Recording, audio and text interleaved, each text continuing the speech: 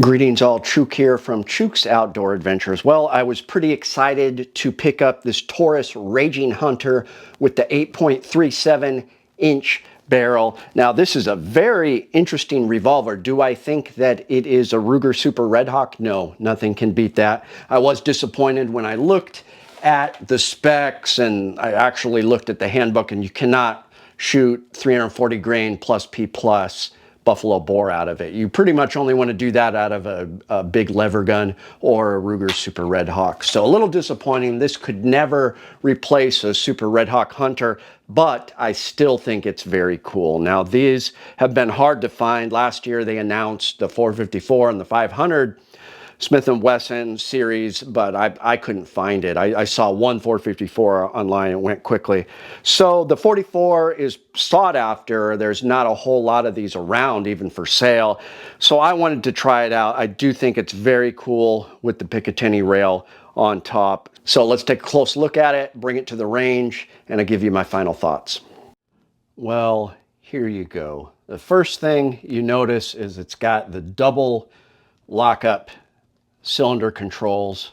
So that is kind of a blessing and a curse. You do get a little bit of safety with it, but in a high stress situation, you're going to need two hands to reload it. So I'm not too sure what I think about that. I still prefer a Ruger with just the 1-point lockup for the cylinder. But what a cool idea. Look at that integrated rail on top. I've got the Siley Ghost on there. Very cool. So many options you can have on there. Obviously, it's ported.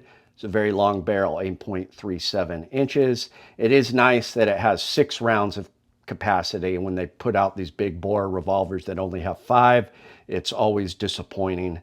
So, Raging Hunter, I like the branding they did there. It's just a beefy looking 44 Magnum. Double action, single action, trigger. Nothing to write home about. Of course, the single action is better, but it does have the OD green Cerakote, which I really like. Typically, it comes in a black oxide finish, so very cool. All right, Taurus Raging Hunter with the red dot, 240 grain jacketed hollow point from Underwood. Supposed to be going 1,500 feet per second. We'll see what we get with this massive barrel and the brake. Really interested to see what it gets. So let's see if we can even get a reading here. 1585. Wow. 1221. Not as good. 1571, I think I needed to be a little closer. Error. Let's enter to continue. All right, let's try to get another reading. 1549. 1548, wow, really close. And that's it. Ooh, flinch at the end. Always a flinch. Well, there you have it. I was slightly disappointed with the velocity. What did they do the tests on? 13-inch barrels nowadays? I don't know. Maybe it was the ports that took away some of it. But survey says we got, my best shot was 1,585 feet per second.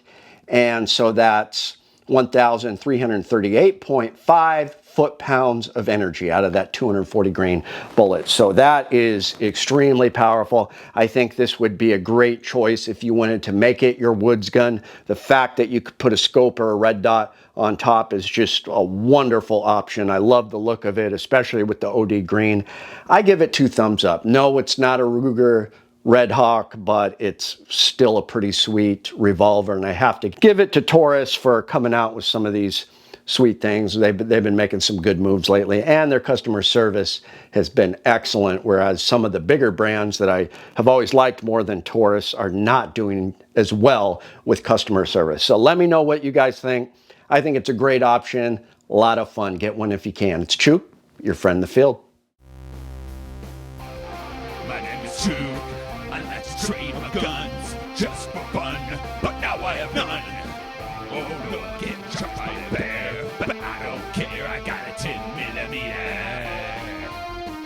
Chuke's Outdoor Adventures. Watch Chuke almost die every time.